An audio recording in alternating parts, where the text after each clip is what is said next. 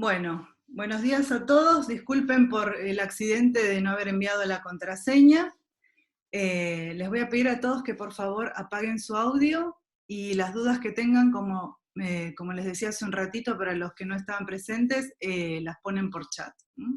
Vamos a tratar de hacer la clase lo más dinámica posible, ya que es un tema bastante extenso. Bueno, si no conocen este artículo, yo creo que hoy es como la Biblia de la patología oncológica.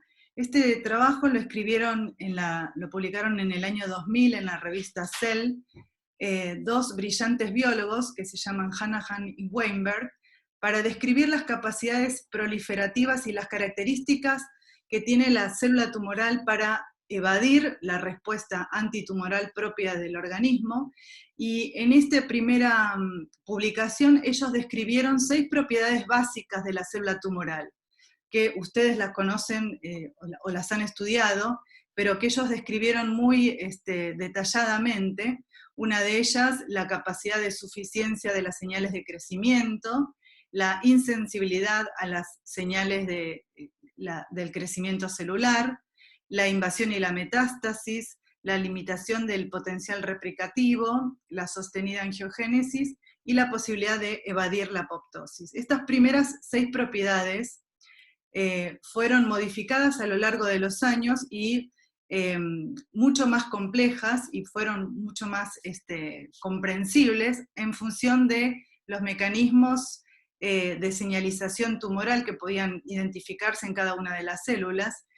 Y la industria farmacológica hizo sus esfuerzos enormes para tratar de bloquear selectivamente algunas de las finalmente 10 propiedades que se describieron para las células tumorales en una segunda publicación que hizo este grupo de investigadores.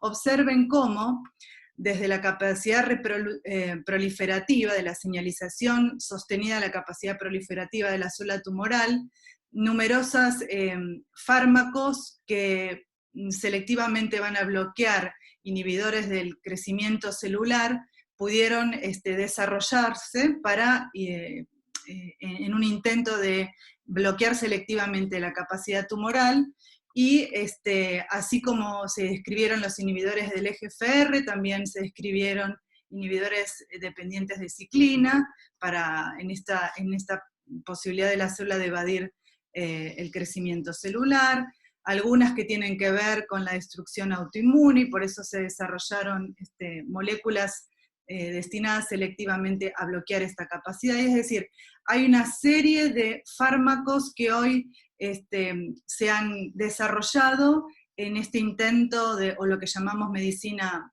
predictiva o medicina personalizada, que busca bloquear alguna de las vías de señalización conocidas en la célula tumoral. Bueno. Erika, una interrupción. Fíjate, chequea que hay gente que necesita entrar en aceptarla para ingresar No los veo, a ver. En participantes, abajo. Ahí va, admitir todos. Debe haber gente pendiente de aceptar también.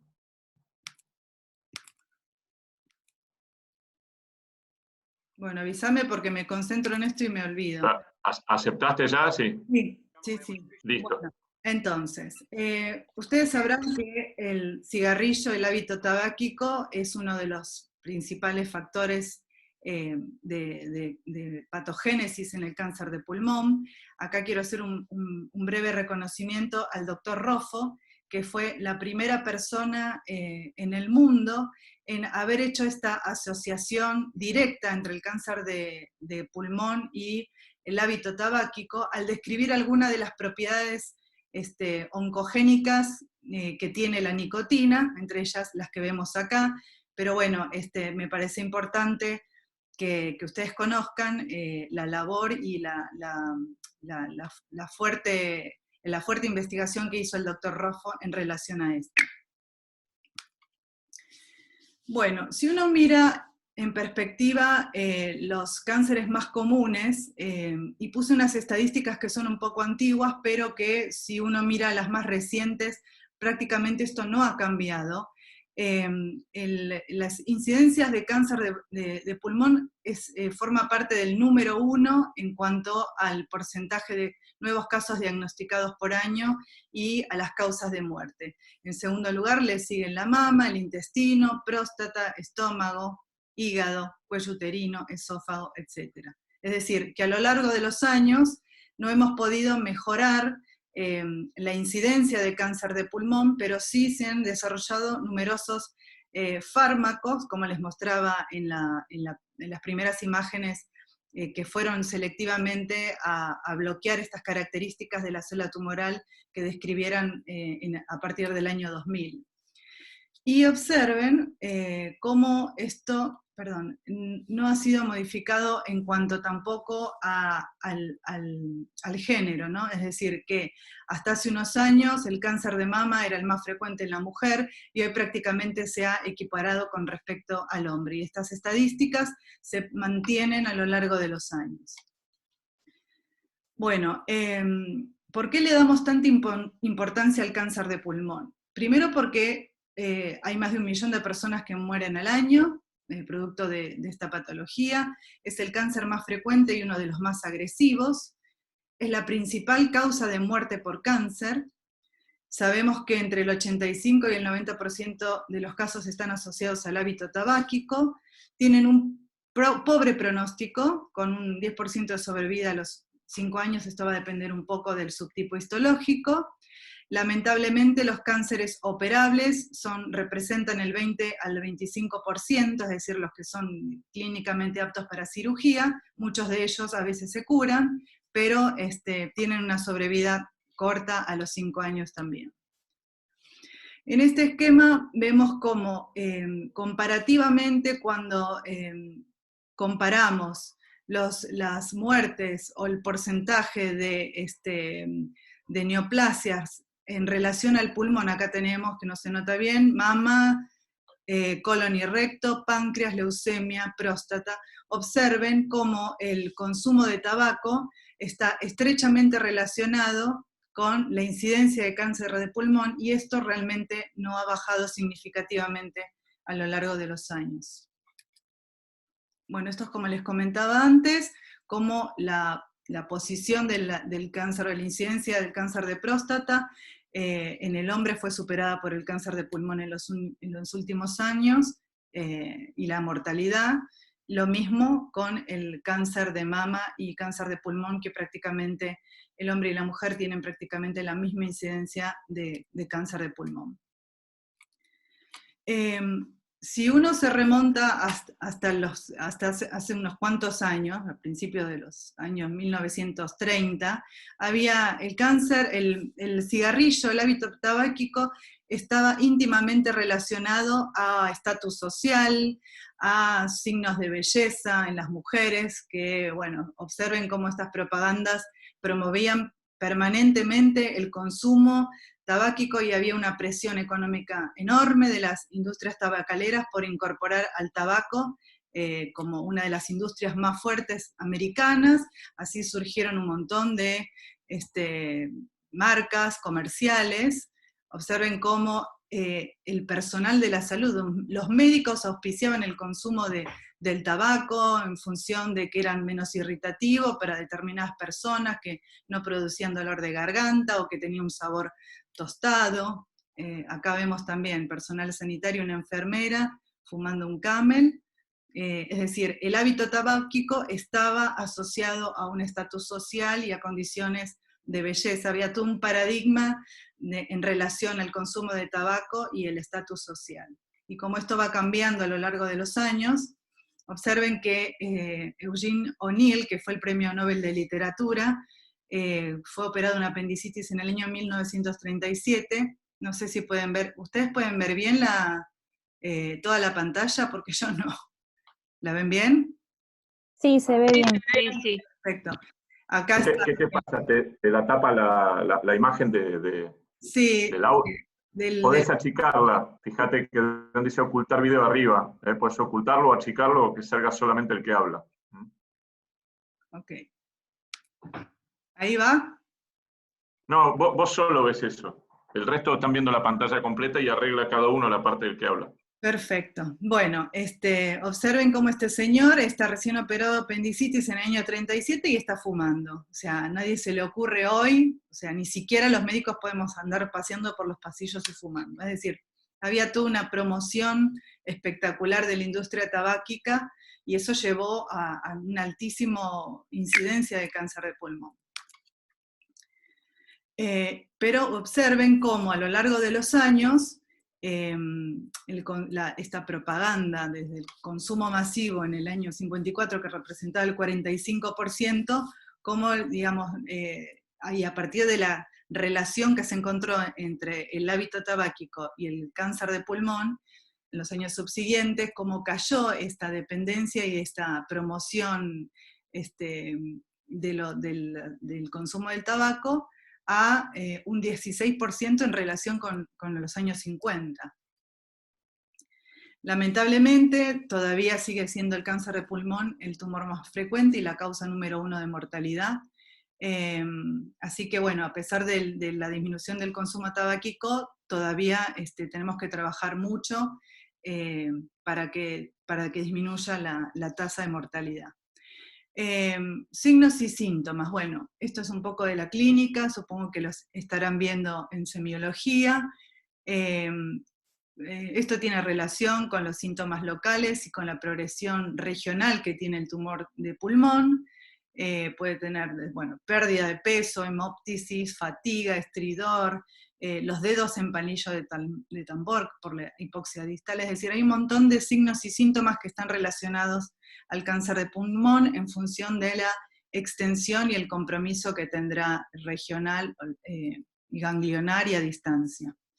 Los órganos a distancia que más frecuentemente compromete son la glándula adrenal, los huesos, el hígado y el sistema nervioso central. Y les cuento, para que se tengan presente, que cuando muchas veces esto es parte de lo que vemos todos los días en el hospital, cuando vemos, por ejemplo, una metástasis cerebral de un tumor de origen desconocido, siempre lo primero que hay que pensar es que ese tumor provenga de un tumor, de un cáncer de pulmón. Es decir, muchas veces los patólogos nos enfrentamos a la necesidad de tener que implementar un panel de inmunomarcación, después vamos a hablar un poquito más de esto, pero a veces la manifestación primaria de un tumor de pulmón puede ser la metástasis cerebral, así que considerar siempre como primer diagnóstico diferencial en un tumor metastásico el pulmón, especialmente cuando está en el cerebro.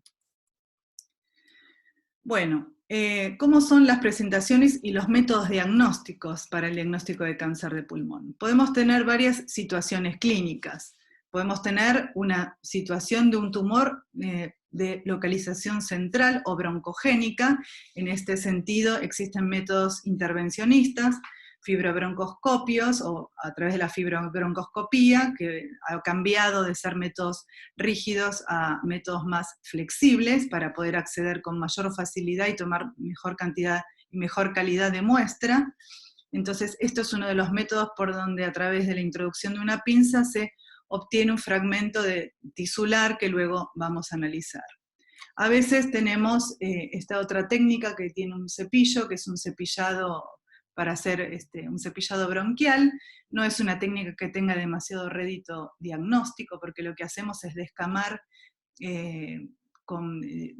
las células superficiales, así que es un método que no tiene tanta sensibilidad para hacer diagnóstico de cáncer de pulmón.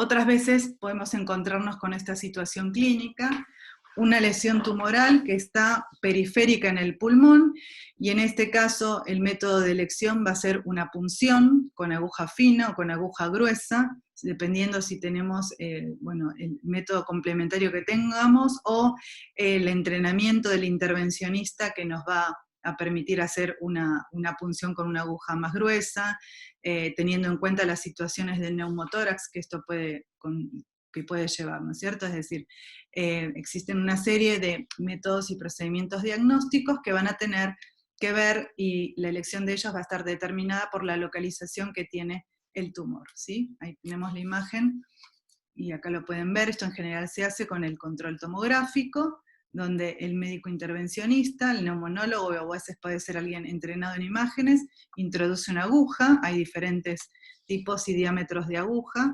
Cuanto más gruesa la aguja, mejor para nosotros, porque obtenemos mayor cantidad de tejido, porque ahora sabemos que no solamente tenemos que dar el nombre del tumor, decir si es un carcinoma de células pequeñas, un carcinoma de células grandes, un adenocarcinoma, sino en muchos contextos de estadificación y frente a un tumor avanzado, necesitamos siempre hacer estudios moleculares.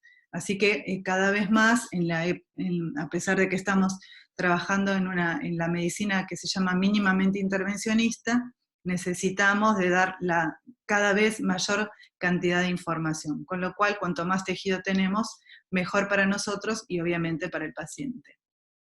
Otra situación es que haya un derrame pleural, a veces, bueno, se utilizan mecanismos como la toracocentesis, que puede ser diagnóstica y terapéutica, y podemos tener la situación de conglomerados mediastinales, y para eso vamos con sospecha de metástasis, y para eso vamos a necesitar entonces de algunos procedimientos como la mediastinoscopía, que también va a permitir no solamente hacer diagnóstico, sino también estadificación del tumor en función del comportamiento o el compromiso, perdón, que tengan los ganglios mediastinales.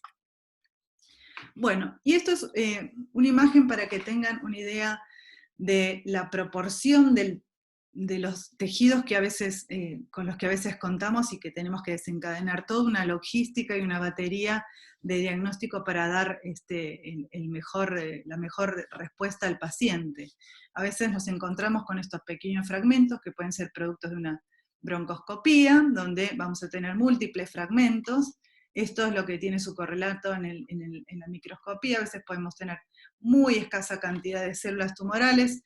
Hay un montón de herramientas que podemos utilizar los patólogos, hacer que cada uno de estos fragmentitos se monten en diferentes tacos y se corten simultáneamente, o elegir el material que tiene mayor cantidad y dejar el resto para los subsecuentes estudios moleculares. Es decir, hay una logística por detrás del preparado y de la parafina que hemos desarrollado a lo largo de los años en respuesta a la demanda de aplicar una medicina predictiva para poder hacer y desencadenar todos los estudios moleculares. Aquí tenemos, por ejemplo, otro método de diagnóstico, a veces la punción aspiración con aguja fina, como una de las que les mostraba en la imagen de un tumor, por ejemplo, periférico. Lo que vamos a obtener es estos escasos células que las vamos a tener que centrifugar y colocar en un portaobjetos, y esta es la imagen que vamos a tener. Es un estudio citológico, y puede estar indicado, o podemos tener bastante rédito diagnóstico, especialmente en situaciones como la metástasis, y en estos sentidos hay algunos métodos diagnósticos como el EBUS, que no está tan difundido en todas las instituciones, pero que puede tener su aplicación generalmente en las metástasis, o en los tumores únicos de pulmón. Aquí tenemos un extendido citológico. Observen cómo esto tiene una distribución en el portaobjeto, donde vamos a ver una gran densidad de células. A este aumento o con las características citológicas con las que nos encontramos, por lo menos podemos hacer un diagnóstico inmediato de si la lesión que estamos viendo es una lesión de aspecto neoplásico o si es una lesión de aspecto inflamatorio, y ese sería como el punto número 1 para poder establecer la suficiencia del material. A veces contamos, no es lo más habitual esto, pero podemos hacer lo que se llama una inmunocitología, es decir, aplicar técnicas de inmunistoquímica a los pequeños fragmentos tisulares o las células aisladas que encontramos en el extendido citológico. Esta es una citoqueratina para poner de manifiesto que estamos frente a una neoplasia de estirpe epitelial. Por eso utilizaríamos una citoqueratina. Si pensáramos en un melanoma, tendríamos que utilizar otro anticuerpo, como un S100 o un SOX10. Si estuviéramos frente a una neoplasia o la sospecha de una neoplasia linfoide, tendríamos que utilizar el antígeno acumulocositario, es decir, que a veces con muy poco material podemos implementar algunas herramientas diagnósticas adicionales, como la inmunohistoquímica, y poder dar una información adicional que puede ser importante para implementar un tratamiento.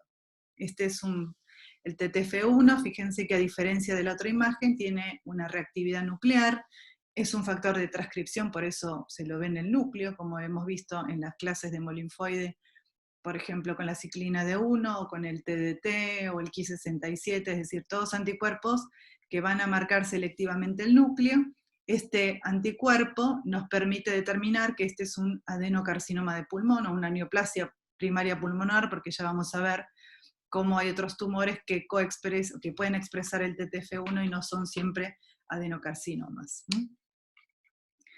Bueno, hay una cronología que está muy claramente descrita y estudiada en la patogénesis y en el desarrollo del cáncer de pulmón. Estos van a incluir activación de oncogenes, inactivación de genes supresores del tumor y la pérdida de la estabilidad genómica. Si uno tuviera que ver las alteraciones secuenciales moleculares en la patogénesis del carcinoma escamoso, por ejemplo, veríamos que para la adquisición de las características neoplásicas se requiere de toda una progresión y adquisición de alteraciones genéticas que se van sumando a lo largo de los años y frente a la persistencia de la injuria, que van a llevar progresivamente de un epitelio normal, pseudoestratificado, cilíndrico y ciliado, como pueden ver acá, a un fenómeno de hiperplasia, y observen cómo la incorporación de alteraciones que pueden involucrar varios genes, activación de genes supresores, desregulación de protooncogenes, podemos pasar de una situación de hiperplasia y de metaplasia escamosa, que era el cambio de este epitelio respiratorio ciliado por uno más resistente, a fenómenos de displasia, es decir, alteración en el crecimiento celular, a un carcinoma in situ y finalmente a un carcinoma invasor. Es decir, que hay toda una progresión de múltiples pasos con adquisición de alteraciones genéticas que se van sumando para el desarrollo de neoplasias invasivas.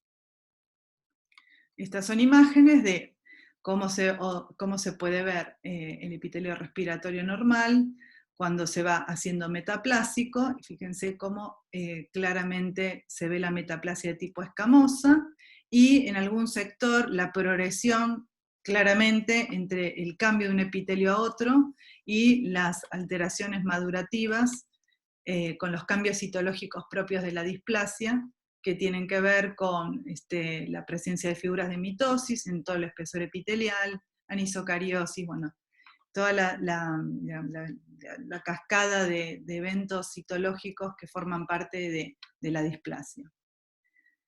Bueno, Erika, estamos cerca de los 40 minutos por el tema de que si se corta, creo que con el mismo link debe funcionar esto, ¿sí? Bueno. Sí, okay. Y si no, les mandás un nuevo link, pero en principio con el mismo link. Sí, dale. Perfecto, bueno. En el año 2004, la caracterización histológica de la clasificación WHO era bastante sencilla. En el 2015, acá les puse una clasificación sumamente abreviada de las nuevas entidades que se incorporaron. Más allá de reconocer cada vez nuevas entidades, lo más importante del conocimiento del cáncer de pulmón tiene que ver con las alteraciones moleculares y el intento desesperado de la industria farmacológica de tratar de salvar o de tratar de disminuir la mortalidad que genera el cáncer de pulmón. Es decir, que la investigación se ha centrado básicamente en el reconocer cuáles son las alteraciones moleculares para ir efectivamente a bloquear esas vías de señalización o de progresión tumoral que generan el cáncer de pulmón. Entonces, nosotros, el objetivo de esta clase no es que ustedes sepan cada una de las entidades que conforman el cáncer de pulmón, sino que se manejen con algunos grupos histológicos que tienen impacto pronóstico en la sobrevida del paciente y que pueden hoy tener algún tipo de tratamiento médico-oncológico. Diríamos que clásicamente el cáncer de pulmón se divide en un carcinoma de células pequeñas, que el nombre está dado precisamente por el aspecto morfológico que tienen estas células, que es el 18%, y después agruparíamos en una bolsa enorme a los carcinomas de células no pequeñas, que serían el 82%. Esta clasificación es dicotómica, es lo mismo cuando hablamos de linfoma Hodgkin y no Hodgkin, pero a priori nos permite separar dos grandes grupos. Un grupo que va a ser un subgrupo histológico donde estos pacientes van a tener una cortísima sobrevida, no tienen chance terapéutica, y un grupo enorme, sumamente heterogéneo, donde vamos a tener que afinar el ojo para poder dar una respuesta histológica que tenga un valor predictivo, es decir, que al oncólogo le sirva para implementar un tratamiento. Y en esta enorme bolsa, entonces, se van a incluir el adenocarcinoma, el carcinoma escamoso y el carcinoma de células grandes, ¿sí? Observen cómo el adenocarcinoma representa, según estadísticas europeas americanas, más o menos el 40 al 50%, el carcinoma escamoso el 30% y el de células grandes es mucho menos frecuente. Vamos a hablar entonces del carcinoma escamoso. El carcinoma escamoso es un carcinoma que siempre les digo lo mismo. Es un tumor que siempre hay que pensarlo en el contexto de un paciente fumador. Y acá hay que hablar de dos posibilidades. Uno tiene el concepto de que el paciente que fuma puede desarrollar un cáncer de pulmón, lo cual es cierto, pero últimamente, en los últimos años, estamos viendo cada vez más pacientes no fumadores que tienen carcinomas, no sería el carcinoma escamoso, sino adenocarcinomas, inclusive pacientes jóvenes, pacientes entre los 20, los 30 y los 40 años, que también son portadores de adenocarcinoma y no fuman. Entonces, cuando uno hace un diagnóstico de carcinoma escamoso, tiene que hablar de este contexto epidemiológico. Pacientes con hábito tabáquico. Prácticamente no se admite el concepto de hacer un diagnóstico de un carcinoma escamoso si el paciente no ha fumado nunca. Lo mismo ocurre con los carcinomas de células pequeñas. No se admite el diagnóstico. Uno tiene que estudiar muy bien el perfil epidemiológico de ese paciente. Quizás ha sido un fumador pasivo, pero está íntimamente relacionado el carcinoma escamoso, así como el carcinoma de células pequeñas, al hábito tabáquico. Y esta es la presentación macroscópica que podemos tener de este tumor. Es un tumor de origen broncogénico. Fíjense su estrecha relación con el árbol bronquial. Son tumores de tipo centrales que tienen este aspecto, un aspecto lobulado o una masa polilobulada de contornos un poco irregulares. Y observen cómo las partículas de antracosis son muy manifiestas en este tumor, propio del hábito tabáquico de los pacientes, y a veces pueden estar en el contexto de atelectasias o enfisemas, ¿no? O sea, además de encontrar esa patología en general, encontramos en el pulmón sano algunas alteraciones que son propias también del hábito tabáquico crónico. Bueno, es más frecuente en los varones, si bien vamos a ver que existe un ligero incremento del tipo histológico de adenocarcinoma en las mujeres. Entendemos que el carcinoma escamoso es más frecuente en hombres.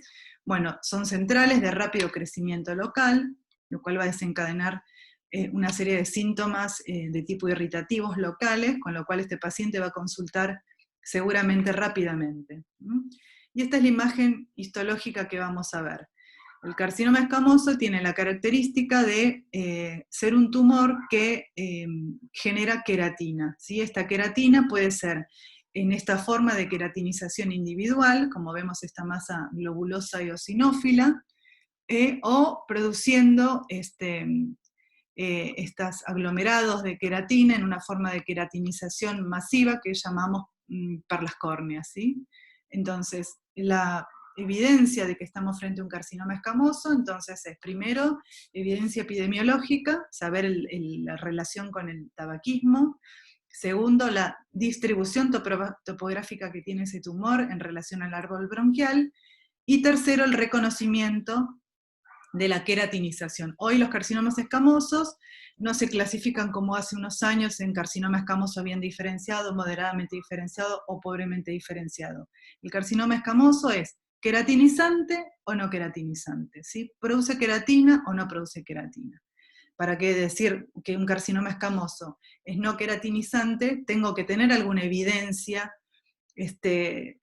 alguna evidencia de que hay queratina, y a veces puede ser solamente la disqueratosis o la queratinización individual de las células. ¿Sí?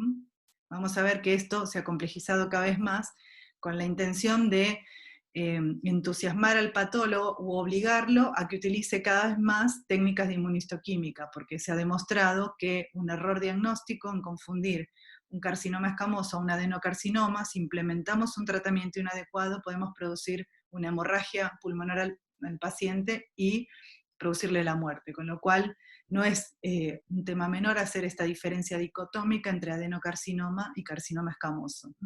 Acá tenemos perlas de queratina, acá no tenemos ninguna duda del diagnóstico. Bueno, acá tenemos a veces el carcinoma puede tener este aspecto con células más pequeñas o medianas, en una disposición que los patólogos llamamos de aspecto basaloide, pero observen cómo se alternan las áreas de queratinización evidente con áreas de queratinización pobre, pero bueno, esta combinación de factores me dan la pauta de que estoy claramente en un carcinoma escamoso. Esta es la citología que vamos a encontrar en un carcinoma escamoso. Observen la diferencia de coloración que tiene con respecto a las otras células, es decir, este sería el contexto fácil en el que podemos hacer un diagnóstico con comodidad de carcinoma escamoso.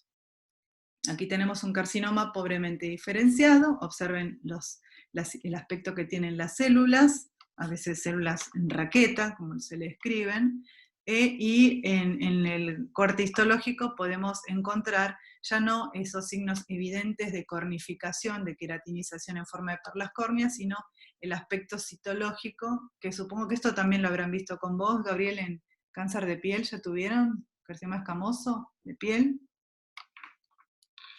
Bueno, creo que no hay una dificultad en hacer el diagnóstico de un carcinoma escamoso.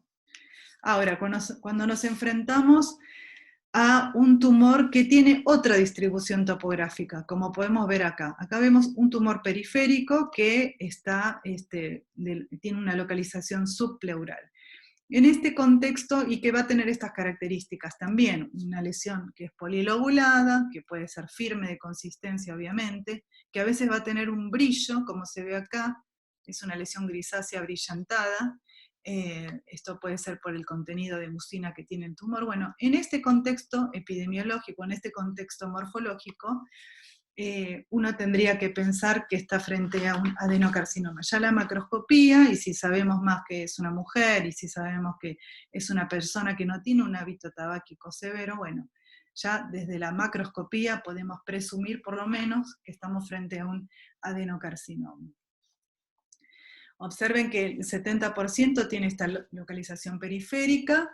Debido a esa distribución vamos a encontrar algún tipo de relación con la pleura, es decir, que a veces estos tumores invaden la pleura visceral, son más frecuentes en no fumadores, y desde el punto de vista epidemiológico es más frecuente en mujeres, puede estar relacionado a situaciones de cicatrices previas, como puede ser cicatrices de tuberculosis, y vamos a tener una diversidad de patrones citológicos, histomorfológicos. No vamos a tener la claridad o la simpleza que podemos encontrar en un carcinoma escamoso de pulmón.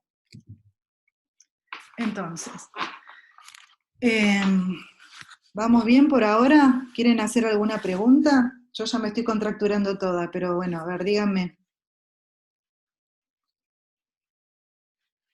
¿Alguien tiene alguna pregunta? Nadie responde, no sé si estoy sola, si se fueron, ok.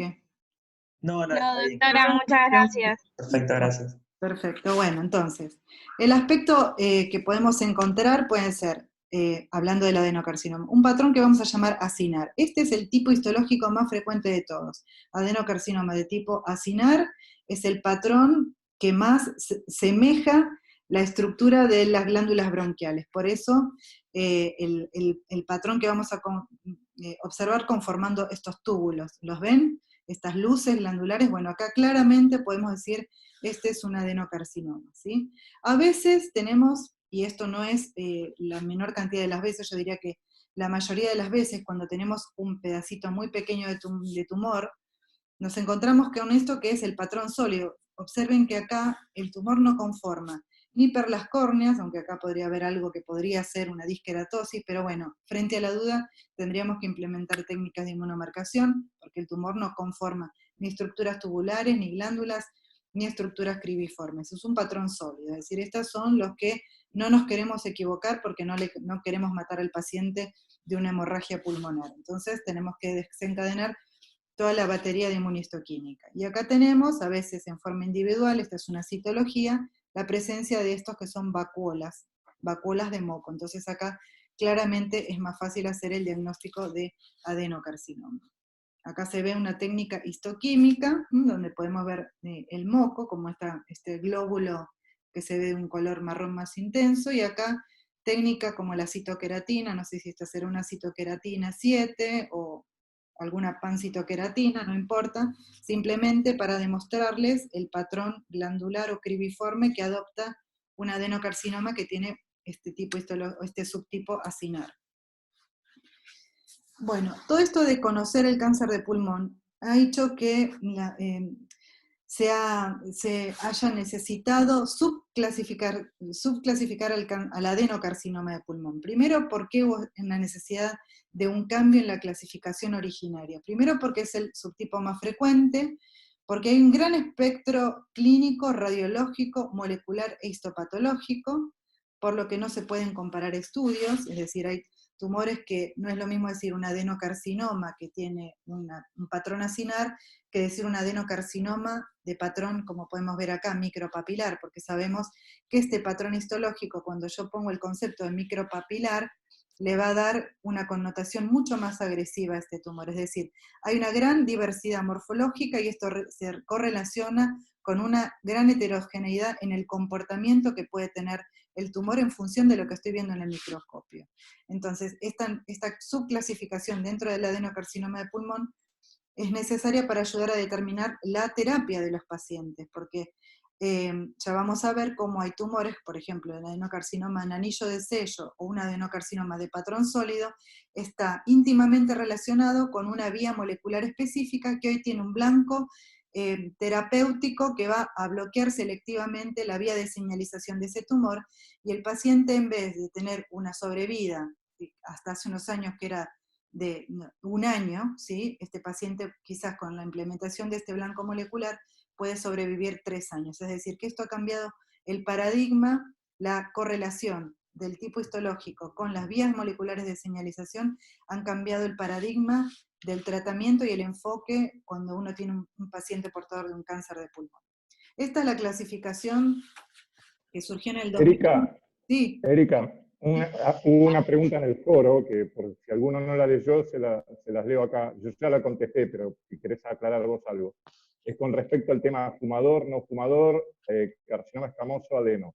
Sí. Lo que yo les estoy poniendo, y que lo leo, podés leerlo abajo en el foro, es que carcinoma escamoso tiene que ser fumador. Los pacientes no fumadores con cáncer de pulmón tienen adenocarcinomas.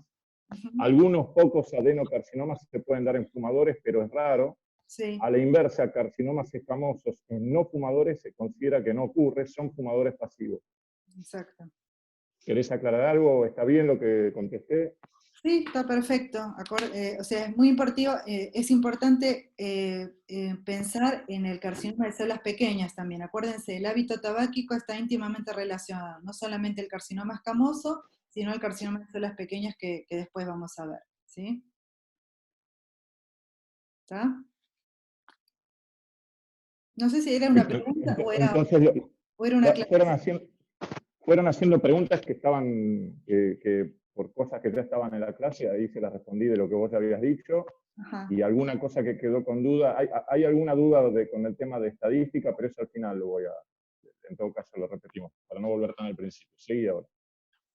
Ok, yo no veo acá las preguntas, porque tengo la pantalla Donde completa. pones chat, chatear abajo, el Sí, botón de chatear, sí. ahí apretás y salen las preguntas. Bueno, mejor no toco Las nada. que hicieron que no son muchas, son muy pocas. Bueno, Bueno, y aparentemente no han cortado el tiempo, así que sí, no hay problema. Bueno, perfecto. Entonces, esta clasificación que surgió en el año 2011 es lo que se llama la primera clasificación ¿cómo se llama? Multidisciplinaria, que incorporó a neumonólogos, intervencionistas, patólogos, cirujanos torácicos, porque querían entender la correlación que había. ¿Por qué un adenocarcinoma? Acinar vivía, no sé, 18 meses y un adenocarcinoma sólido o micropapilar vivía 6 meses. Es decir, todo esto requirió de un análisis retrospectivo y una gran estudio de grandes series de pacientes para llegar a la conclusión de que el patólogo tiene la obligación de, cuando está frente a un adenocarcinoma invasor, tratar de determinar qué tipo de patrón histológico tiene. Y acá surge un concepto que a veces genera bastantes discusiones entre los patólogos, de lo que se llama de crecimiento predominantemente lepídico. Esto es lo que antes, nosotros cuando éramos alumnos, estudiábamos como adenocarcinoma bronquiolo alveolar, es decir, todas estas nomenclaturas que se fueron incorporando en la clasificación de los 2011 tenían la intención de establecer una correlación entre lo que decía el patólogo, o sea, el término que utilizaba para denotar un adenocarcinoma, y la correlación en la sobrevida de estos pacientes. Se veía que, por ejemplo, había pacientes que tenían este patrón histológico que se llama lepídico, que ahora vamos a ver de qué se trata, que tenían una excelente sobrevida, a diferencia de lo que podía tener, por ejemplo, un adenocarcinoma de un patrón predominantemente papilar. Esto nos obligó a ser muy rigurosos en la implementación del subtipo histológico. Entonces, nos complicaron la vida en ese sentido, porque antes uno decía adenocarcinoma, bien diferenciado, moderadamente diferenciado y pobremente diferenciado en función de la cantidad de moco y la proliferación o la formación de glándulas. Pero esto nos obligó a ser más minuciosos en la subcaracterización de las neoplasias. No nos vamos a meter con otros conceptos que son más cuantitativos, de mínimamente invasivo, adenocarcinoma in situ, porque entraría en otro tipo de discusión. Bueno, esto es lo que yo les decía, adenocarcinoma de patrón lepídico, ex-carcinoma bronquiolo alveolar.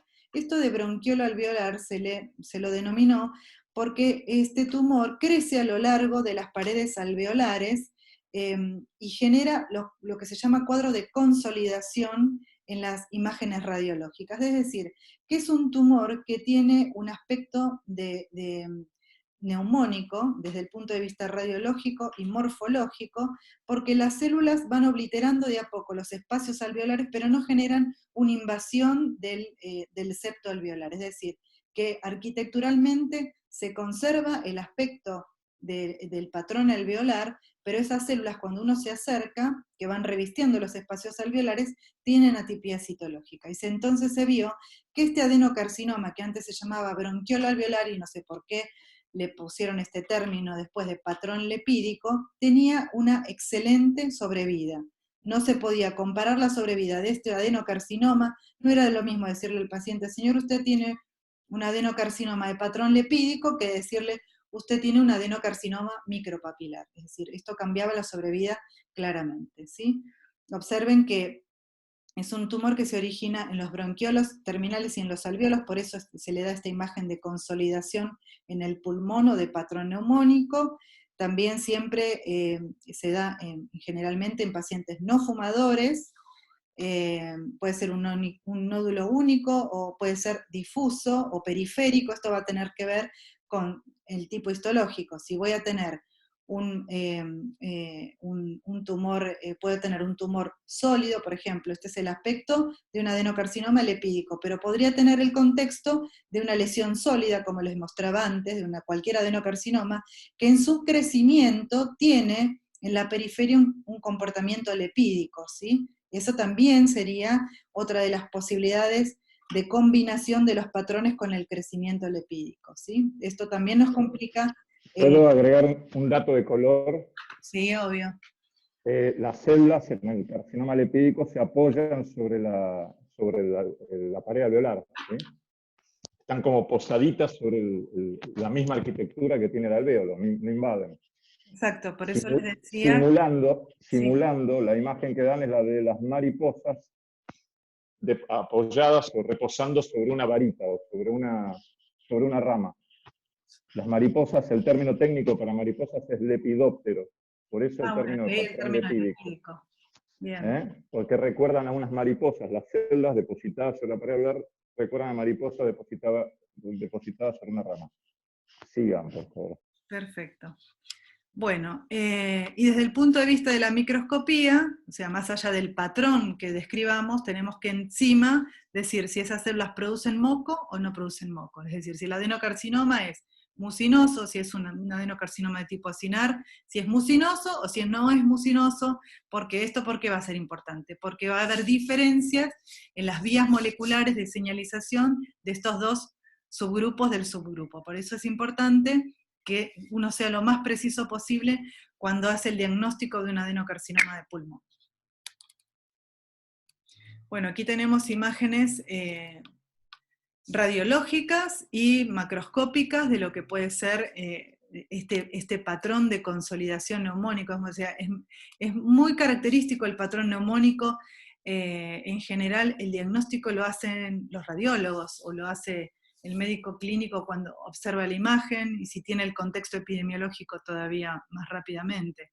Y por eso es muy importante cuando nosotros, por ejemplo, si a este paciente se le hiciera un procedimiento como una punción transtorácica, y la aguja no llega a capturar el seno del tumor, es decir, la parte central del tumor, podemos cometer el error diagnóstico de que si la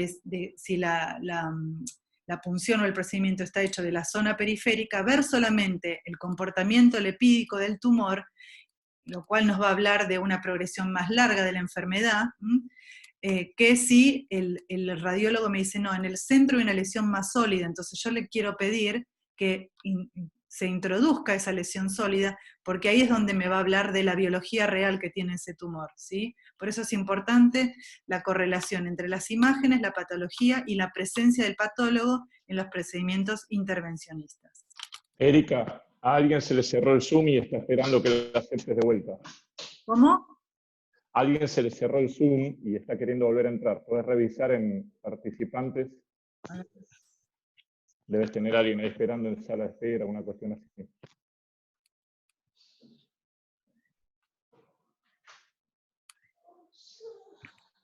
A ver, ¿dónde lo encuentro? Abajo, en participantes. Ahí va. ¿Listo? Ya lo puse, a ver si entró. No, ya está, listo. Si lo aceptaste, ya está. Sí. Siga. Bueno. Bueno, y después hay lesiones que son similares a un patrón de crecimiento lipídico. Esto interesante de la imagen de la mariposa, observen acá cómo tenemos el parénquima pulmonar, el revestimiento alveolar normal, y observen esta transición abrupta entre este tejido que es no tumoral y donde las células, observen que son células de apariencia columnar, que se van apoyando sobre el espacio alveolar y van obliterando la luz alveolar, ¿sí? Si tuviéramos solamente esto y en la progresión en todo el resto del parénquima pulmonar, hablaríamos de un carcinoma de crecimiento lipídico. Pero cuando ingresamos a la porción más central del tumor, vemos que hay realmente una distorsión de la arquitectura. Recuerden que el patrón lipídico no distorsiona la arquitectura, ¿sí? Llena el espacio y tapiza los espacios alveolares con células que son atípicas, pero no produce una disrupción de la arquitectura. Aquí, por el contrario, vemos una disrupción de la arquitectura, septos irregulares, es decir, acá estaríamos frente a una lesión que tiene mayor grado de atipia citológica y alteración arquitectural. Ahora, es importantísimo saber esto porque el concepto de carcinoma in situ hoy es un concepto de tipo cuantitativo, es decir, que si yo veo un tumor que está tapizando todos los espacios alveolares y que tiene menos de 3 centímetros y que produce distorsión arquitectural como vemos acá, eso puede ser un adenocarcinoma in situ, ¿sí? Porque vemos que no hay una clara invasión del tejido pulmonar y una franca desorganización y distorsión del parénquima pulmonar. Esto es conceptual y genera una gran discusión porque un montón de veces, y hasta son discusiones y interpretaciones subjetivas, que pueden tener dos patólogos que miran la misma imagen y para unos esto puede ser un adenocarcinoma in situ y para otro podría ser un adenocarcinoma invasor con un crecimiento lipídico. Es decir, conceptualmente hay que tener la idea de que hay lesiones que se superponen en su patrón morfológico, que no producen una gran distorsión arquitectural, y que es importante reconocerlas porque a veces la diferencia entre un adenocarcinoma in situ y un adenocarcinoma invasor con crecimiento lipídico puede estar dada solamente por el tamaño, estos 3 centímetros que les decía.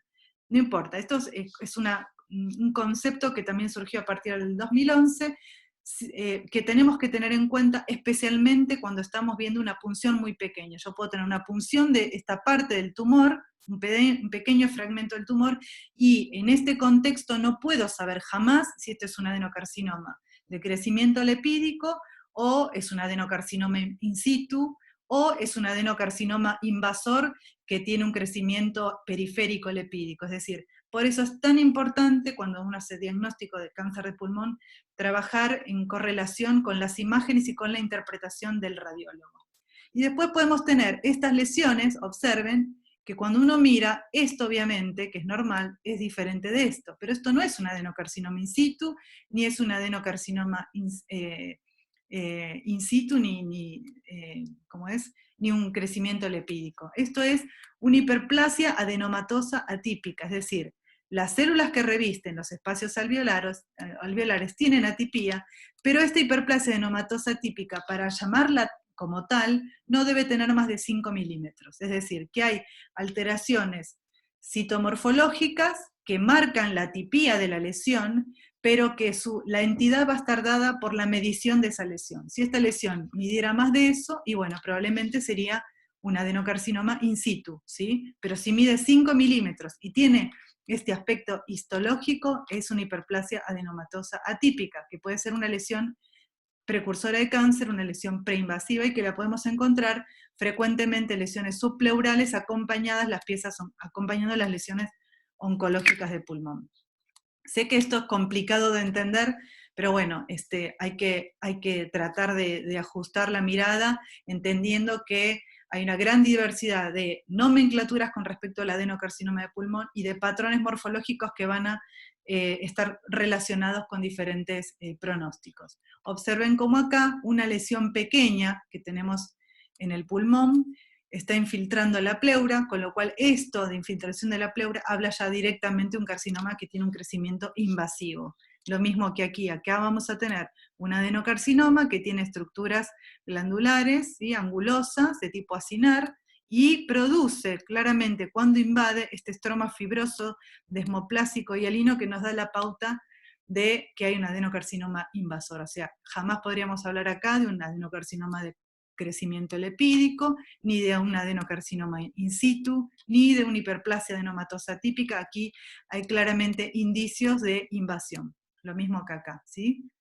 Acá se ve como claramente cambia la densidad de las células tumorales en este lugar y en este otro.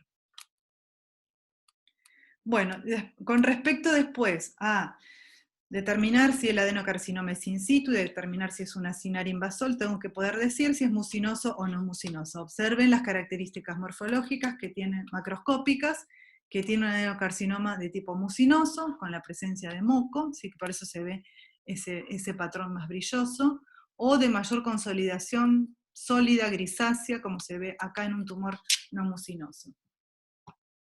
Esta es la correlación que tiene en la histología, un tumor que tiene mucho moco, con otro que tiene presencia de moco en forma individual en las células que producen un núcleo excéntrico, ¿sí? Este es un adenocarcinoma con células en anillo de sello. Y con esto les quiero mostrar que la gran heterogeneidad que tiene la identificación de un adenocarcinoma en cuanto a su aspecto. Observen cómo el adenocarcinoma in situ, de tipo de crecimiento lepídico, ¿sí?, o el adenocarcinoma mínimamente invasor, que tiene un crecimiento lepídico, o el que es completamente lepídico, marca marca un pronóstico, excelente pronóstico. Estamos hablando de que estos pacientes tienen hasta un 100% de sobrevida, ¿sí? Por eso tan importante, no es lo mismo decir tengo un adenocarcinoma lepídico que tengo un adenocarcinoma sólido o micropapilar. Observen cómo en el otro espectro están los adenocarcinomas sólidos, micropapilares y acinares. Por eso la necesidad de esta clasificación y la subclasificación dentro de la categoría adenocarcinoma de pulmón. Así como está el carcinoma escamoso y el adeno, está el adenoescamoso, que es la combinación de cada uno de ellos. Hay que tener más de un 10% de cada uno de los componentes para llamarlo adenoescamoso. Tiene una diferenciación glandular y escamosa, es decir, son dos tumores de colisión que están coexistiendo en el mismo tumor, donde podemos ver áreas claramente glandulares y áreas claramente escamosas, ¿sí? Las metástasis pueden ser histológicamente diferentes. Puede ser que en un sector del cerebro, o del hueso, o del hígado, o de la glándula adrenal, tenga un sector escamoso, o puede ser que la metástasis sea predominantemente de adenocarcinoma. Bueno, y esta es la realidad, eso es la situación en la que nos encontramos cuando tenemos una pieza oncológica quirúrgica, pero no es la mayoría de las veces. Como les mostré al principio de la clase, solo el 20 al 25% de los carcinomas de pulmón son resecables quirúrgicamente. La realidad de lo que nos encontramos todos los días es hacer diagnóstico con estos pequeños fragmentos tisulares, donde tenemos que desencadenar todo nuestro conocimiento de clasificaciones, subclasificaciones, e incluso implementar técnicas de inmunomarcación, porque claramente en esta lesión tumoral yo no puedo saber si esto es un adenocarcinoma, un carcinoma escamoso, o qué cosa es. O sea, tengo que ser muy consciente de que no es lo mismo decir adenocarcinoma que carcinoma escamoso. Entonces, para estos grises que tiene la patología pulmonar, utilizamos este concepto que es carcinoma de células pequeñas no específico. Es decir, aquí no puedo saber con la morfología, ni siquiera a veces empleando técnicas histoquímicas, como puede ser un Alcian Blue para identificar mucinas, si tiene moco o no tiene moco. Cuando no puedo encuadrar el aspecto morfológico con un subtipo específico, entonces tengo que llamar carcinoma de células no pequeñas, es decir, claramente lo separo rápidamente del grupo de carcinoma de células pequeñas, que ya vamos a ver que es el más mortal de todos, ¿sí? Entonces, ¿qué hago con estos pacientes? Técnicas de inmunistoquímica. Y aquí vamos a tener que para los adenocarcinomas de pulmón, ¿sí?, vamos a utilizar el TTF1, el factor de transcripción tiroideo, que se describió al principio para los tumores de tiroides. Todos los tumores de tiroides marcan el TTF1, pero los adenocarcinomas de pulmón también, y los carcinomas de células pequeñas también, independientemente de si son de origen pulmonar o de otro origen. Es decir, que uno siempre tiene que interpretar e implementar las técnicas de inmunomarcación en un contexto clínico, radiológico y epidemiológico del paciente, ¿sí? Entonces, en este contexto, un tumor sólido que expresa TTF1 va a ser un adenocarcinoma.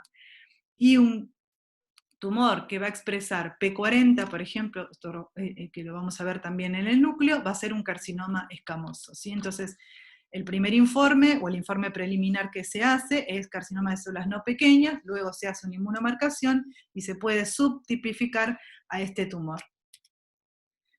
Vamos con el carcinoma de células pequeñas. Es el 20% de los tumores de pulmón. Estos tumores también, no hay, o sea, el cigarrillo por la forma de ingreso que tiene, es lógico que los tumores, tanto escamosos como carcinomas de células pequeñas, tengan una topografía central y broncogénica. Es decir, que en este contexto siempre hay que pensar que estos pacientes no son fumadores livianos, sino fumadores muy pesados, que tienen un hábito tabáquico de muchos años de antecedentes.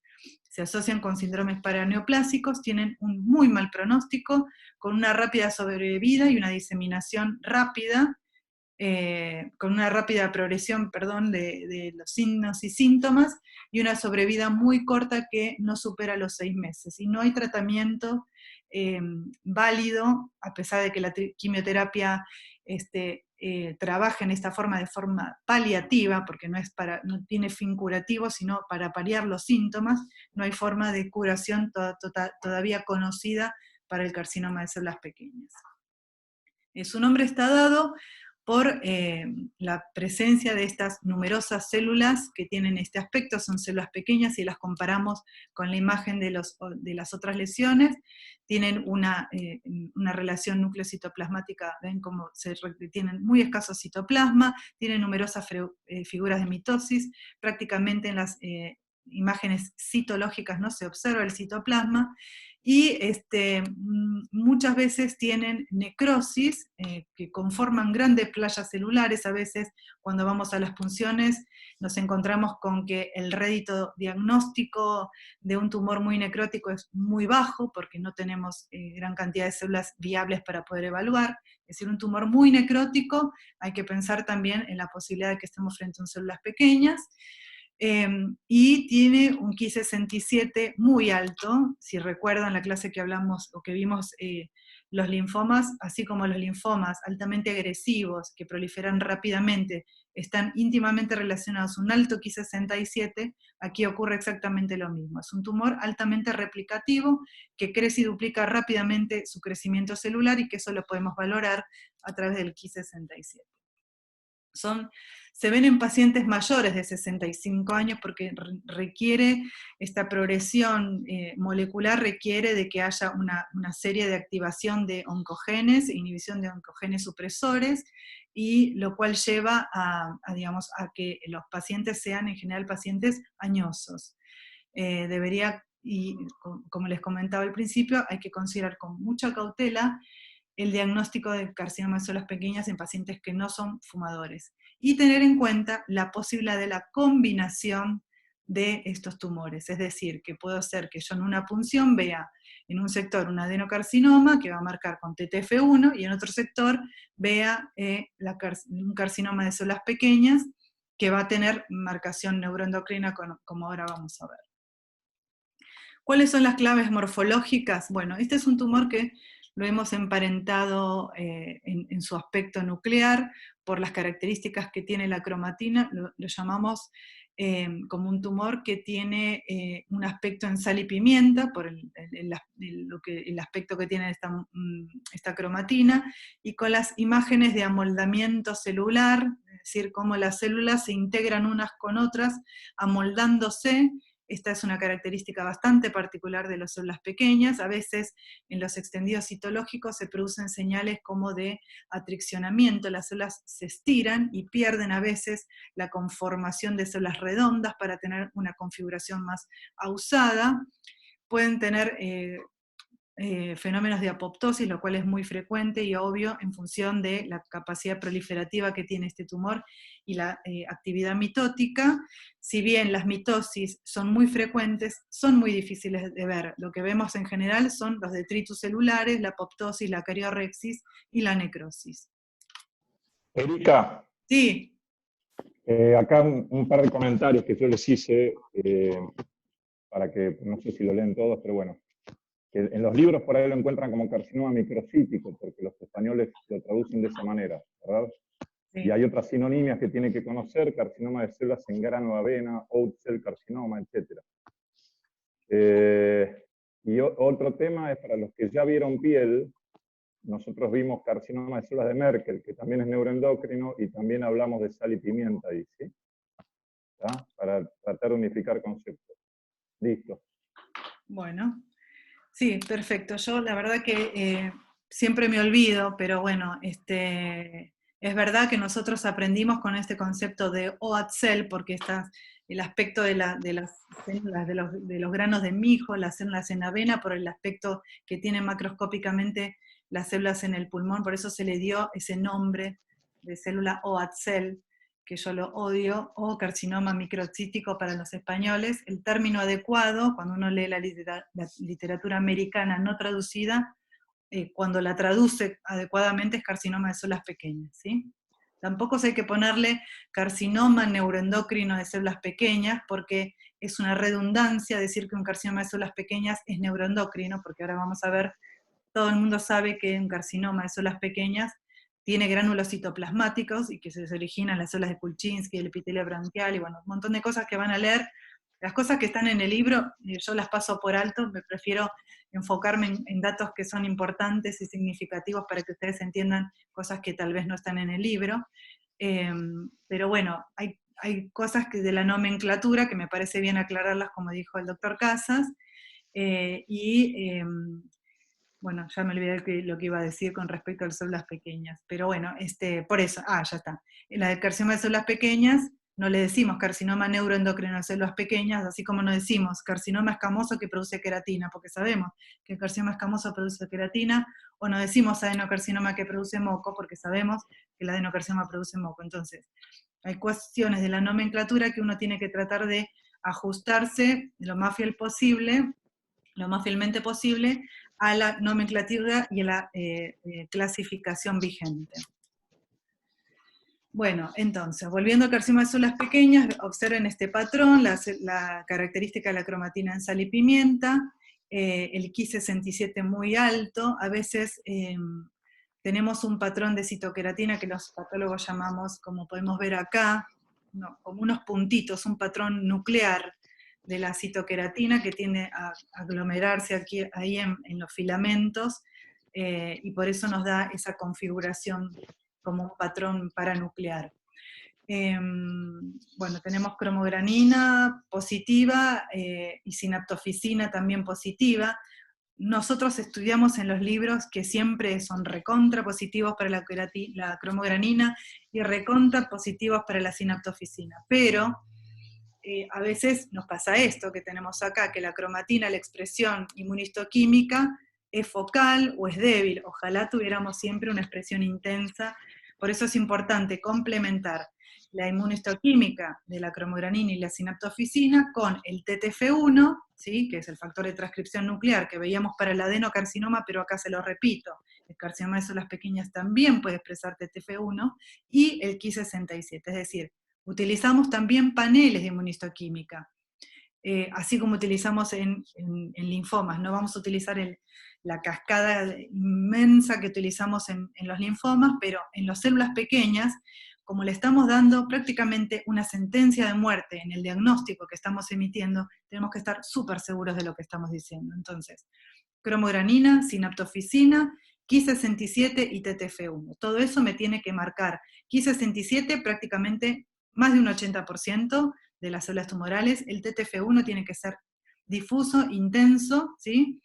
Y la cromogranina y la sinaptofisina puede ser focal, ¿sí? A veces nos podemos ayudar entonces con esta expresión en los filamentos intermedios de la citoqueratina con este patrón DOT, pero tenemos que ser muy cautelosos con este diagnóstico porque no es un diagnóstico que uno esté cómodo de hacer porque sabe lo que desencadena en el tratamiento y en el pronóstico de este paciente.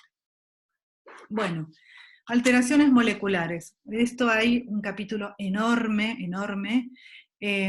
Simplemente quiero que vean que así como existe una diversidad, hablamos solamente de 3 tipos histológicos, del adenocarcinoma, del carcinoma escamoso y del carcinoma de células pequeñas. Observen que dijimos un montón de cosas y hablamos un montón de cosas que tienen que ver con los patrones histológicos. Y esto, digamos, también tenemos que reconocer que hay vías moleculares que hay que desencadenarlas o hay que ponerlas a estudiar cuando estamos frente a un adenocarcinoma, y hay que excluirlas de la, digamos, de la logística que tenemos para hacer el diagnóstico molecular cuando estamos viendo en células pequeñas. Sabemos que hay un montón de alteraciones moleculares que son propias del carcinoma de células pequeñas y que no se comparten prácticamente con el adenocarcinoma. Hay algunas pocas compartidas por los 3, células pequeñas, escamoso y adenocarcinoma, pero donde más el oncólogo trata de hacer sus mayores esfuerzos es en este punto, en el adenocarcinoma, porque sí, aquí hay una serie de blancos moleculares que pueden dar una respuesta terapéutica específica, no para curar a un paciente con un cáncer de pulmón diseminado, ¿sí? Un adenocarcinoma diseminado, estadio 4, con metástasis, ese paciente no se va a curar. Pero no es lo mismo que tenga ese paciente una mutación del EGFR, ¿sí? Que es una de las vías de señalización del cáncer de tumor, del cáncer de pulmón, que hoy tiene un blanco terapéutico, una molécula o un fármaco, erlotinib, gefitinib, o sea, hay un montón de fármacos que hoy van a bloquear alguna de estas vías de señalización, y ese paciente va a tomar una pastilla y va a tener una sobrevida de 2, 3, 4 años, hasta 4 años se ha visto los pacientes que tienen fusiones del ALK. Para ese paciente que tiene un cáncer de pulmón y que se sabe que se va a morir, no es lo mismo morirse ahogado en una cama de un hospital que poder programar su vida 3, 4 años ordenadamente con un excelente, con un excelente, con tener libre, estar totalmente libre de síntomas. ¿Se entiende esto? Por eso es tan importante que uno diga diagnóstico de adenocarcinoma y trate de correlacionar el patrón morfológico que tiene ese adenocarcinoma, porque ese patrón morfológico se va a vincular directamente con la posibilidad de reconocer alguna de estas alteraciones moleculares que al paciente le van a cambiar el camino de su vida hasta el momento de su muerte. O sea, esto es muy importante saberlo, por lo menos entender que hoy existen tratamientos específicos que pueden prolongarle con una excelente calidad de vida al paciente con un adenocarcinoma de pulmón. Bueno, y después, con respecto a otra categoría, el carcinoma de células grandes, vamos a decir que es un carcinoma que no entra en ninguno de los patrones morfológicos ni fenotípicos, ni de un adenocarcinoma, ni de un células pequeñas, ni de un carcinoma escamoso. Es decir, que es un tumor que no va a producir ni queratina, ni va a producir marcadores neuroendocrinos, ni va a producir mucina, ni va a tener TTF1. Es el carcinoma que vamos a llamar nulo, ¿sí? Vamos a tener un carcinoma que es morfológica y fenotípicamente nulo. También puede tener, se da el 80% en varones. Y la problemática de este tumor es que solamente podemos hacer este diagnóstico cuando tenemos la pieza oncológica, es decir, después de haber hecho un montón de análisis de estos tacos y ir a identificar y excluir con técnicas de inmunomarcación que no sea un adeno, que no sea un escamoso. En una biopsia pequeña no lo podría hacer jamás, o sea, se prohíbe el diagnóstico de un carcinoma de células grandes en una biopsia pequeña, ¿sí? Este es el único diagnóstico que se requiere tener la pieza quirúrgica completa. ¿Cómo vamos de tiempo? Estamos como... Bueno, ¿quieren hacer alguna pregunta? ¿Quieren, no sé, algún comentario? Estamos dentro de la hora y media. ¿Cómo? O sea que estamos en una hora y media más o menos de charla, con lo cual hace más o menos 20 minutos que están algunos por intentar suicidarse y... Sí, me imagino. Sábado al mediodía, pero bueno, ¿cuánto te queda?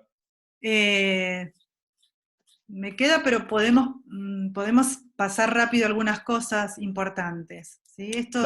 Dale. Esta es la clasificación del 2015. Obviamente la clasificación del 2015 lo que hace es poner al patólogo en el centro, en el eje del equipo multidisciplinario para que dé el mejor diagnóstico y determine un marcador que sea predictivo, ¿sí? Entonces, acá entramos en el concepto de que la inmunohistoquímica no solamente va a ser diagnóstica, sino va a ser predictiva. Ustedes observen cómo hay algunos anticuerpos, por ejemplo, la expresión de este anticuerpo citoplasmático que se llama ROS1 está vinculado con una vía de señalización que involucra un gen que se llama ROS.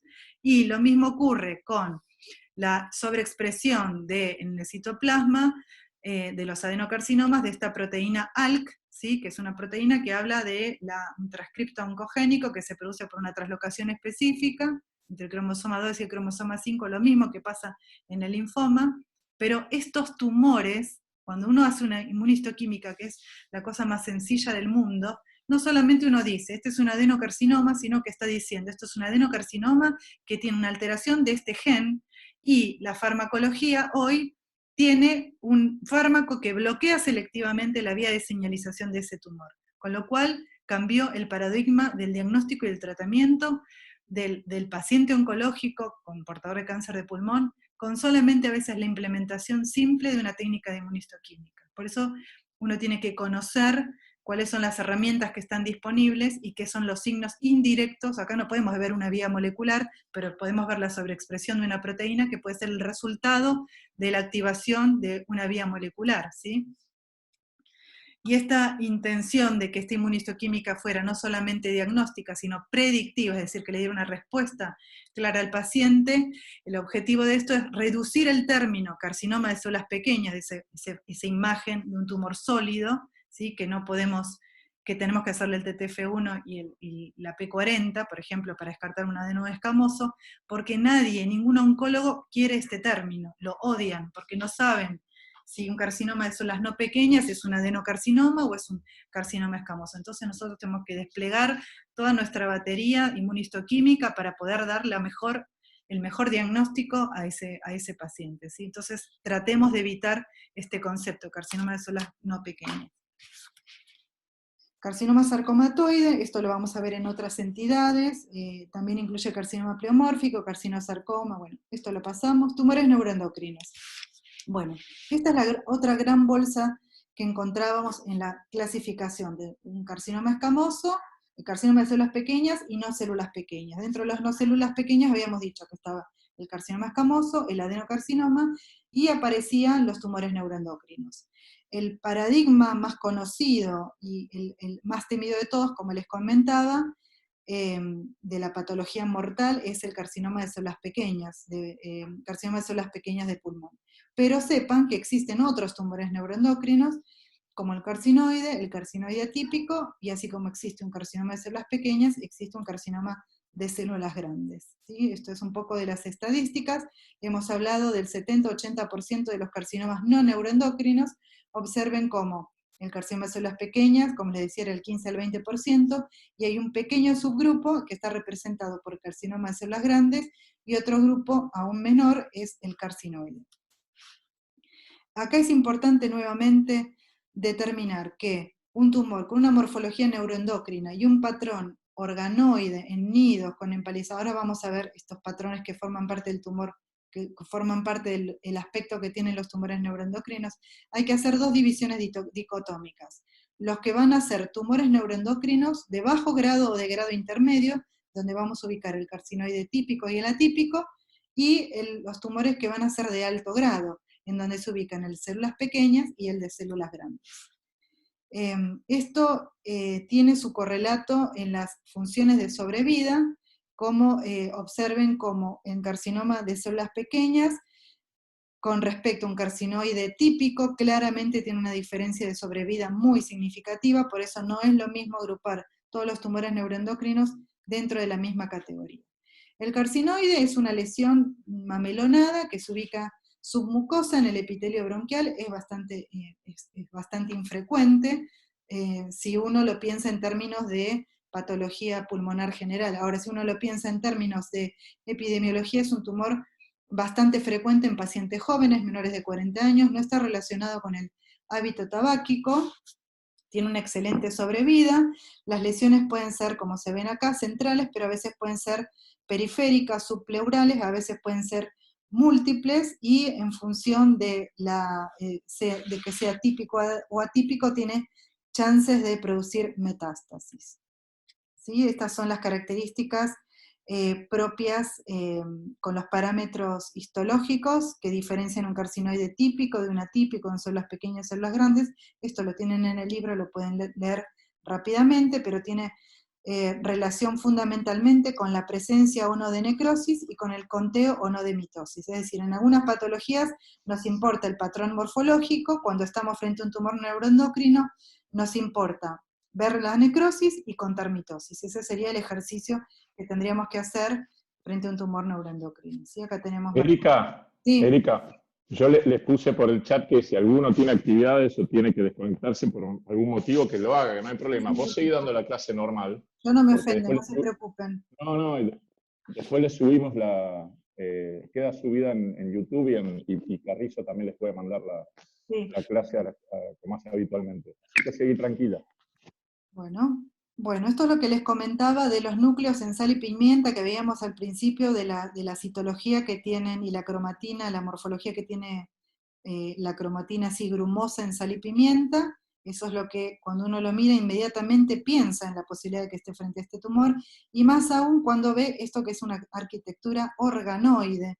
Esto del aspecto organoide lo describió un patólogo alemán, Oberdorfer, cuando describió los tumores carcinoides, que decían que eran tumores que parecían un cáncer, pero que no producían metástasis ni eran malignos, por eso los llamaba carcinoides, y que en su aspecto morfológico remedaba el intestino primitivo. Él hacía investigación con fetos y veía que realmente este patrón que tenían los tumores carcinoides simulaban el intestino primitivo, por eso todo esto lo describió como patrón organoide, trabecular, giriforme. Bueno, van a encontrar un montón de características, de descripciones histológicas al patrón organoide que había descrito este patólogo alemán.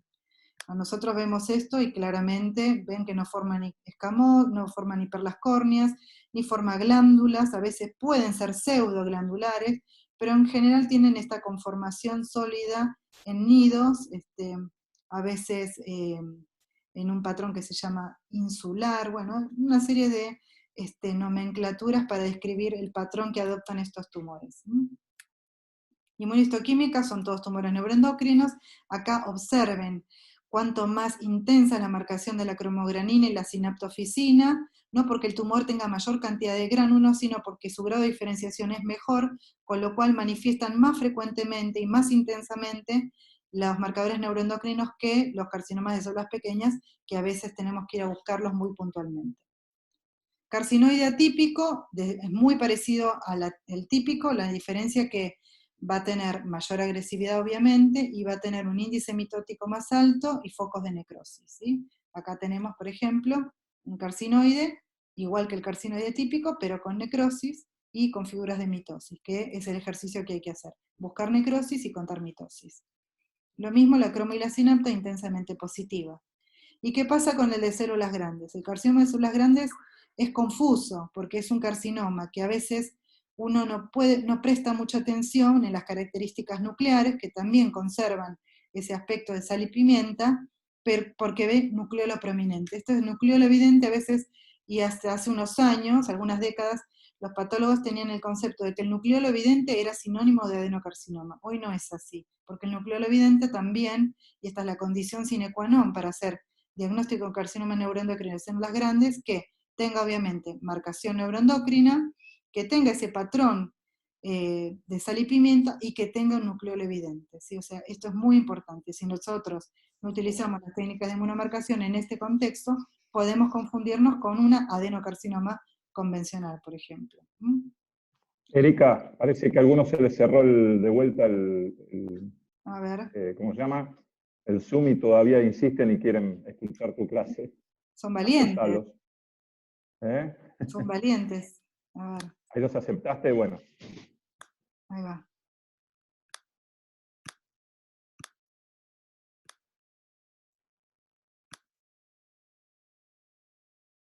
Bueno, ¿seguimos? Bueno. Adelante.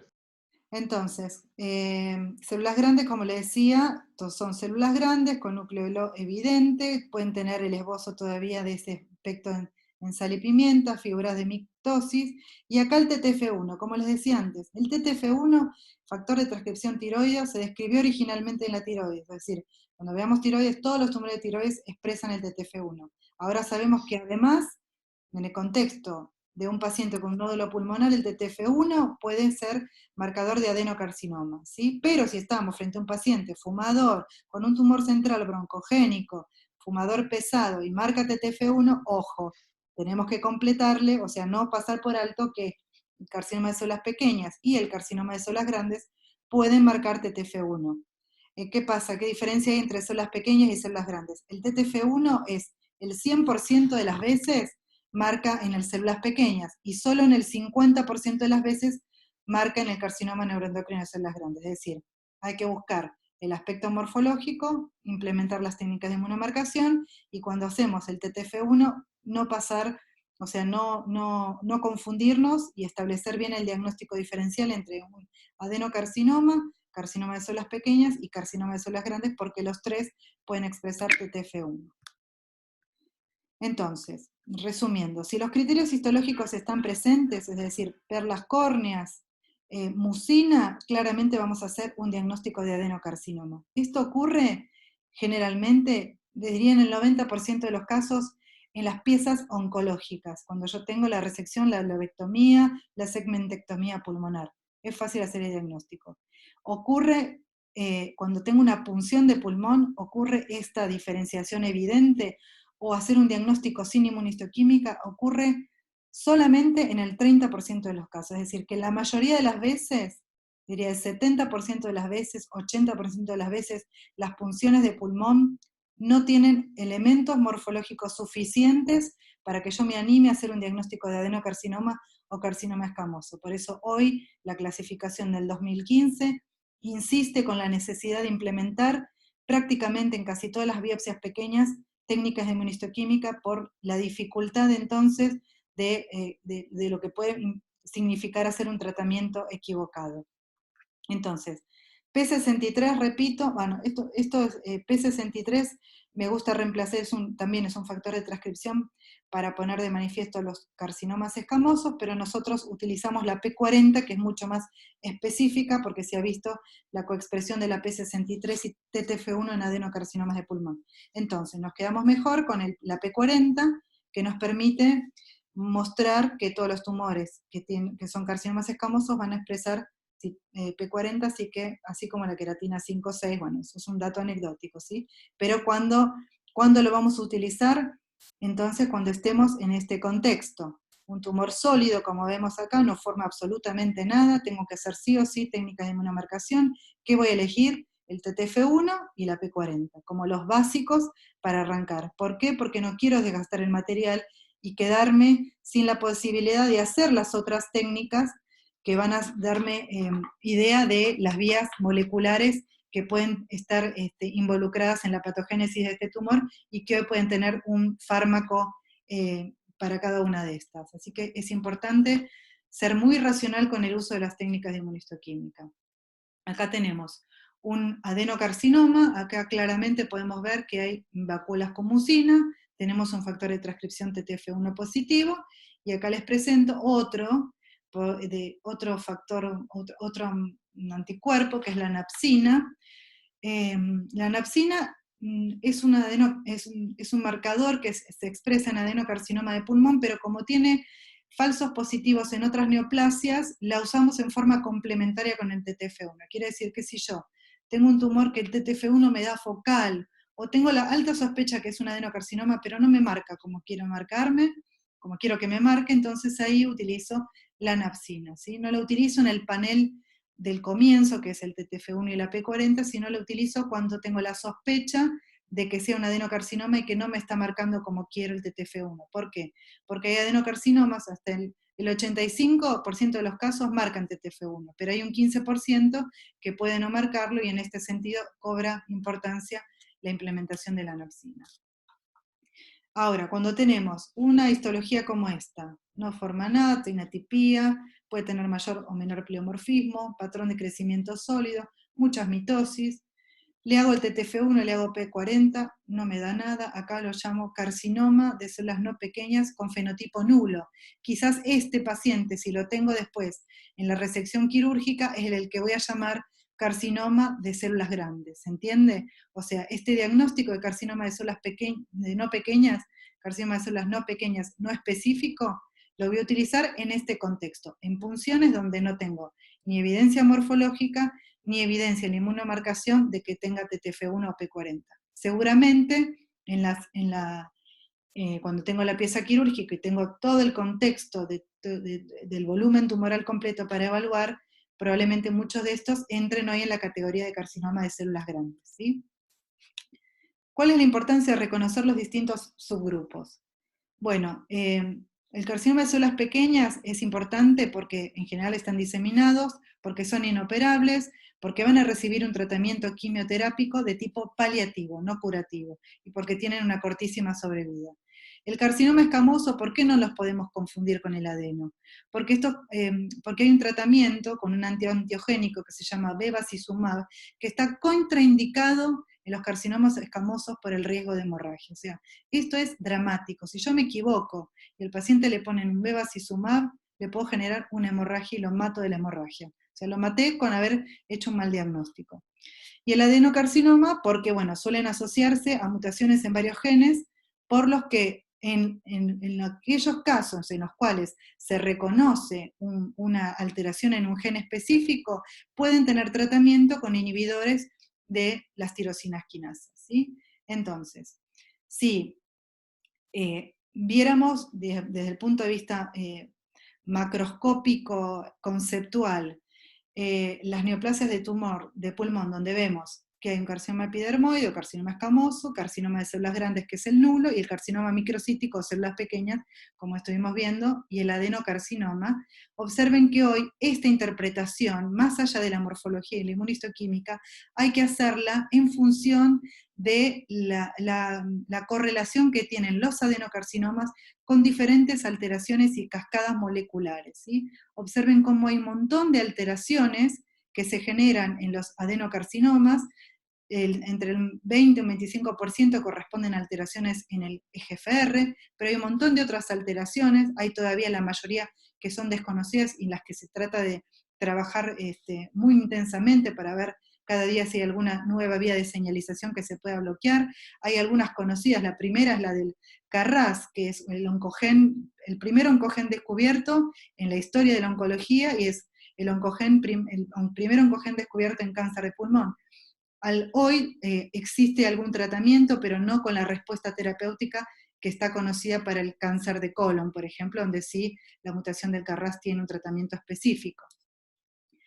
Entonces, observen cómo, esto lo vamos a pasar rápidamente, quiero mostrarles simplemente cuán compleja ha sido la identificación de las vías de señalización de estos tumores, que hoy se correlacionan, si por ejemplo, pongo de ejemplo el EGFR, y toda la industria farmacológica que ha diseñado una serie de fármacos que permiten bloquear la activación de la tirosina quinasa en alguna de sus puntos de señalización de la cascada tumoral, y simplemente con la implementación de una pastilla, este paciente tiene una excelente sobrevida, no se va a curar, pero va a tener una sobrevida mucho más larga, impensada en términos de hace unas décadas atrás, donde un paciente que tiene un adenocarcinoma de pulmón no sobrevivía más de un año.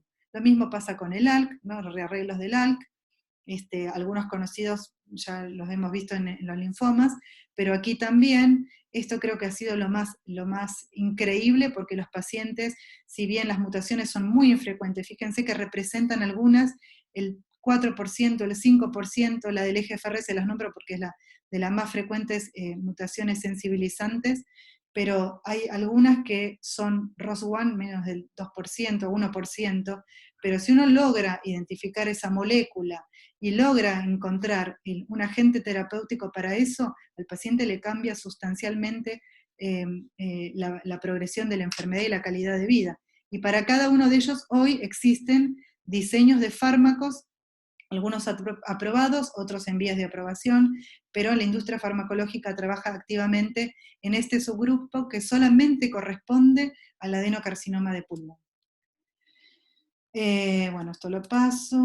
Bueno, estas son las vías de señalización donde algunas drogas van a intentar bloquear algún paso de la señalización que tienen que ver con la transcripción, con la proliferación celular, la inhibición de la apoptosis, la angiogénesis, y bueno, todas estas propiedades que hablábamos al comienzo de la clase.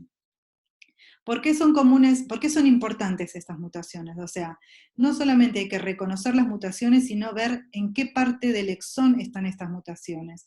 Porque hay mutaciones que confieren sensibilidad al tratamiento y otras que van a conferir resistencia. Lo importante es que sepan que más allá de si es el exón 18, 19, 21, 22, no importa. Lo importante es que ustedes sepan que hay mutaciones que se conocen como mutaciones activadoras, que van a cambiar la estructura y la función de la proteína, ¿sí? Y que va a haber fármacos que van a ir sensiblemente a bloquear las vías de activación de estas vías moleculares. Y en el caso, por ejemplo, con respecto a la mutación del EGFR, la más común, que es la del exón 19, conduce a la expresión de una proteína que está permanentemente activada, ¿sí? Entonces, los fármacos como el gefitinib, erlotinib o alguno de estos que se han desarrollado, van a bloquear selectivamente la vía de señalización de ese tumor, porque tiene una mutación en el exón 19. Hay otras que son mutaciones de resistencia, por eso es importante no solamente hacer el análisis mutacional, que se hace con una técnica de PCR, sino no solamente es importante decir si está mutado, sino en qué exón, porque eso también le va a cambiar la propuesta terapéutica al paciente.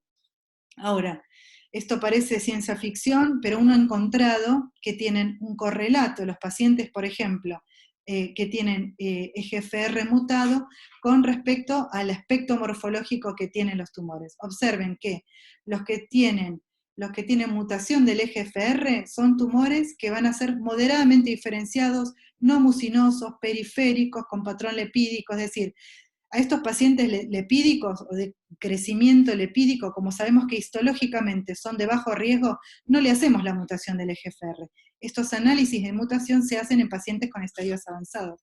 Pero si nos pusiéramos a hacer retrospectivamente o prospectivamente el análisis mutacional a todos los pacientes, independientemente de su estadio clínico tumoral, veríamos que los que tienen mutación del EGFR son los que están más asociados con adenocarcinomas que tienen este crecimiento lipídico, ¿sí? Ahora, ¿qué pasa con los que no tienen, los que no van a responder a los inhibidores anti-EGFR? Bueno, van a ser, por ejemplo, se sabe que los adenocarcinomas como estos que tienen patrón morfológico mucinoso, esos no van a responder a los inhibidores por EGFR porque no tienen alteraciones en los exones 19, 21, 22 del EGFR, pero sí tienen mutaciones de KRAS. Entonces, esos tumores no solamente van a tener un perfil mutacional más similar a un adenocarcinoma de colon, por ejemplo, que es el que más conocido y es uno de los primeros que ha encontrado su fármaco porque tiene la mutación más frecuente, es la del KRAS. Entonces vean cómo en el pulmón ocurre lo mismo, un adenocarcinoma con moco, igual que en el colon, va a tener mutación del KRAS. Y va a tener también factor de transcripción que está relacionado con el tracto gastrointestinal, que es el CDX2, que después lo vamos a hablar cuando veamos de tumores del tubo digestivo. Pero quiere decir que el adenocarcinoma mucinoso de pulmón tiene un fenotipo morfológico y un fenotipo molecular que está más emparentado con los carcinomas de colon que con el adenocarcinoma convencional de pulmón. ¿Y qué pasa con los ALK, por ejemplo, los que tienen alteraciones del gen ALK? Observen, estos son pacientes jóvenes, ¿sí? En general son pacientes que nunca han fumado o que han sido fumadores livianos, y en este sentido, bueno, esto está relacionado con la quinasa asociada al linfoma anaplásico, no importa, ¿cómo podemos analizar la alteración de genética del gen ALK? La podemos hacer por la sobreexpresión de la proteína, como les mostré con la inmunohistoquímica, pero si queremos tener certeza, utilizamos técnicas de virización in situ, como esto, en donde podemos ver un rearreglo, donde se ven las dos señales separadas. Bueno, eso si quieren lo podemos discutir en otro momento, es sumamente apasionante, pero observen la cantidad y la gran diversidad de herramientas diagnósticas que hoy tenemos los patólogos para dar respuesta a una imagen tumoral que hasta hace unas décadas había 3 grupos histológicos, y hoy dentro del subgrupo de los adenocarcinomas tenemos que implementar la morfología y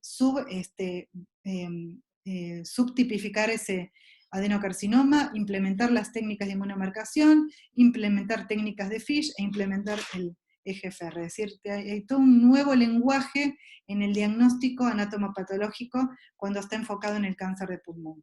Acá tenemos lo que llamamos correlación genotipo-fenotipo. Quiere decir que cuando yo tengo un tumor que tiene estas características, un adenocarcinoma sólido, o que tiene mucina, o cuando tengo los patrones alternantes, puedo tener patrones mixtos. Cuando yo veo esto, independientemente de las técnicas de inmunomarcación, tiene que esto darme la alerta de que estoy viendo un tumor que morfológicamente me puede mostrar una correlación con genotipo, y porque si a este tumor yo le hago la proteína ALK, estoy segura que va a dar positivo, y este paciente va a tener una chance de sobrevida a 5 años con un tratamiento farmacológico que se llama crizotinib. Es decir, que cuando uno mira una histología, cuando uno ha mirado mucho y conoce bien de los patrones morfológicos, uno puede establecer esto que llamamos correlación genotipo-fenotipo. Si veo un tumor lepídico, inmediatamente mi cabeza va a pensar, estos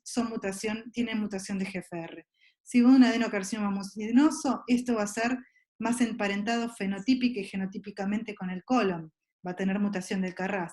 Si veo un tumor sólido con patrón acinar, cribiforme, heterogéneo como es con alguna formación de mucina, bueno, tiene que tener el rearreglo del ALK. Entonces, eso de alguna forma orienta al oncólogo a buscar cuál es la herramienta o el test molecular que tiene que ir a analizar, ¿sí? O sea, los patólogos podemos dar muchísima información hoy con relación a esto. Entonces, hemos pasado de la evolución de un paradigma de diagnóstico que estaba enfocado meramente en la morfología a una necesidad prácticamente en el 80% de las veces de implementar la inmunistoquímica, y esto que se correlacione con una alteración molecular que tenemos la obligación de ir a identificar, porque hoy tenemos un fármaco tal vez disponible para la sobrevida de ese paciente, ¿sí? Entonces, FISH para la amplificación o la identificación de rearreglos, y la inmunistoquímica para la sobreexpresión de la proteína. Vamos a ir terminando, les cuento, este es un caso que me pareció interesante contarlo, porque me llegó, era la amiga de una colega mía del ROFO, una paciente que vivía en Misiones. Esta paciente debutó con un dolor en la clavícula izquierda, y todos pensaban que era una cuestión deportiva, por mala utilización de pesas o actividad deportiva. Le mandan a hacer una placa, y en la placa de tórax se le observa una imagen lítica en la costilla. Entonces, en la costilla y en la clavícula, le hacen una punción de esa zona, donde podemos ver estos colgajos de células tumorales, ¿sí? Les cuento que esta chica tenía 23 años, sí. Cuando se hace el diagnóstico de esta lesión, que nadie podía creer que fuera un adenocarcinoma de pulmón, acá les cuento que en estos colgajitos hicimos la queratina 7, hicimos el TTF1, claramente estábamos frente a un adenocarcinoma de pulmón. La paciente insistía en que ella nunca en su vida había fumado, su familia no fumaba, o sea, no había sido una fumadora pasiva, y las imágenes del PET mostraron, que no las tengo acá, mostraron que la chica tenía un estadio 4 de un tumor de pulmón, un tumor diseminado, ¿sí? Donde el método diagnóstico fue, y la clínica mostró la consulta a través del malestar que tenía en la clavícula. Entonces, ¿qué pudimos hacer con ella? Bueno, desencadenamos toda la batería molecular disponible para ver qué subtipo molecular de adenocarcinoma tenía, y en este caso le hicimos acá el D5F3, que es el ALK, donde se ve una intensa expresión citoplasmática, y le hicimos el FISH para estar seguros, ¿sí? Acá se ve el rearreglo de la separación de señales, lo cual nos mostraba que había un transcripto de fusión nuevo, ¿sí?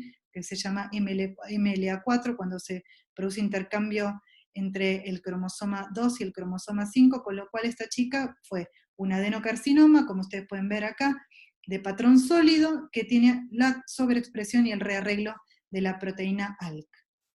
Esta paciente estuvo, creo que tengo las imágenes más adelante, tuvo una sobrevida de 4 años con un excelente pronóstico, de un paciente que hace 10 años, estos pacientes morían, no vivían más de un año, esta paciente vivió 4 años, ¿sí?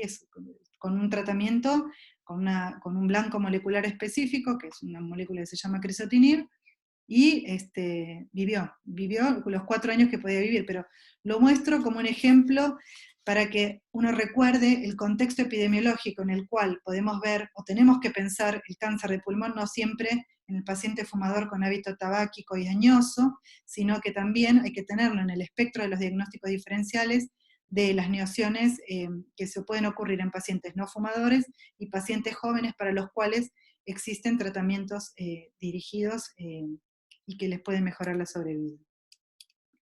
Bueno, estas son las diagnósticos moleculares, técnicas de diagnóstico molecular, PCR, FISH, inmunistoquímica, otro día si quieren hablamos de esto.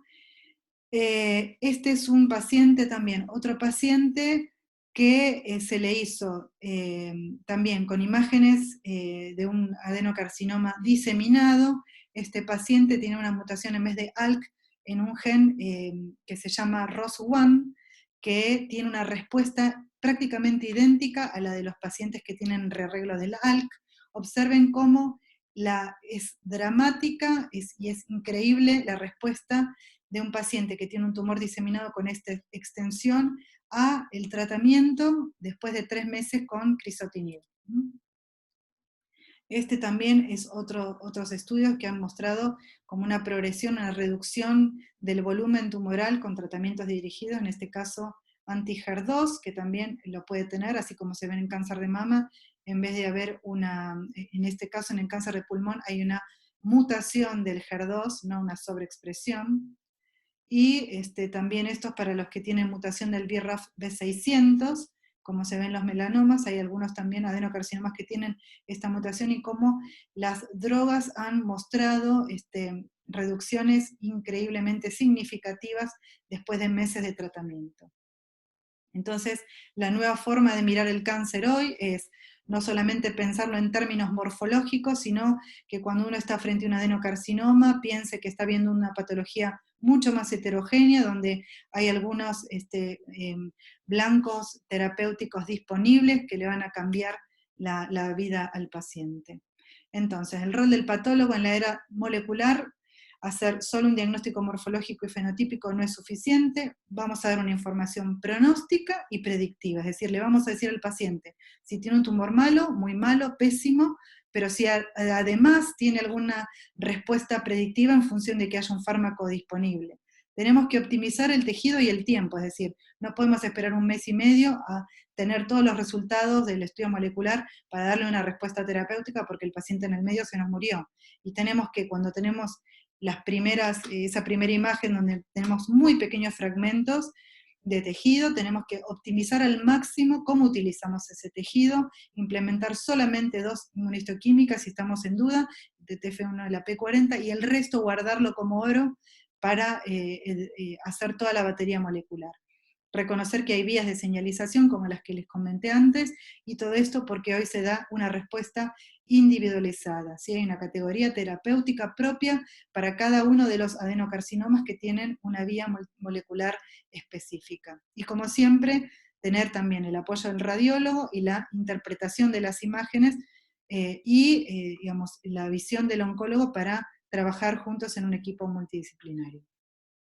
Si quieren les cuento algo de biopsia líquida, que ya estamos terminando, que es una de las, van a escuchar muchísimo hablar de qué es la biopsia líquida, para qué sirve. El principio de la biopsia líquida es utilizar el ADN circulante que podemos encontrar solamente haciéndole una extracción de sangre al paciente, porque este ADN se vierte en las células tumorales y a veces no solamente encontramos el ADN circulante, sino que podemos encontrar este ADN que viene de necrosis de las células tumorales, apoptosis del tejido celular normal, es decir, hay un montón de elementos celulares o productos de la fragmentación propias del tumor que me van a dar un gran volumen de ADN circulante para poder medir. ¿Y qué es lo que voy a poder medir? Primero voy a poder detectar tumores en forma temprana, ¿sí? Es decir, esto hay que tenerlo entre pinzas porque la biopsia líquida a veces identifica alteraciones moleculares, por ejemplo, alteración del EGFR, alteración del ALK, pero yo tengo que saber previamente qué vía molecular tenía alterada ese paciente para decir si eso tiene relación o no con el resultado de la biopsia líquida, ¿sí? Pero nos permite estudiar heterogeneidad tumoral, es decir, que puede haber cambios de la mutación. Yo conocí una mutación en un paciente y puede ser que al hacerle la biopsia líquida hay un cambio de la mutación de ese paciente y eso me da la pauta de la heterogeneidad tumoral. puede monitorizar la evolución del tumor, es decir, que en el curso de la evolución del tratamiento puedo, sin hacerle ningún método invasivo, puedo controlar cómo está respondiendo ese paciente al bloqueo selectivo de la mutación. Y es un avance tecnológico que ha permitido, digamos, utilizar estas herramientas, especialmente en pacientes que están muy comprometidos clínicamente o tienen alteraciones en el hemograma que no permiten hacer un procedimiento invasivo.